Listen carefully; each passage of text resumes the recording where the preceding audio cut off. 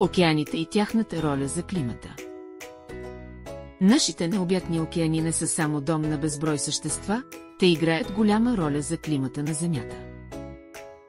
Океаните поглъщат много от слънчевата топлина, като помагат за регулирането на температурата на нашата планета.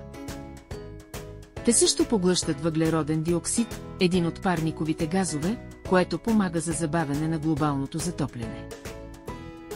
Океаните разнасят топлината. Топлата вода остава отгоре, а по-студената вода потъва, създавайки океански течения. Но твърде много въглероден диоксид прави океаните киселинни, увреждайки кораловите рифове и много морски същества. Потоплите океани също могат да подхранват по-силни бури, водещи до по-големи циклони и урагани. Океаните са съюзници на Земята срещу глобалното затопляне.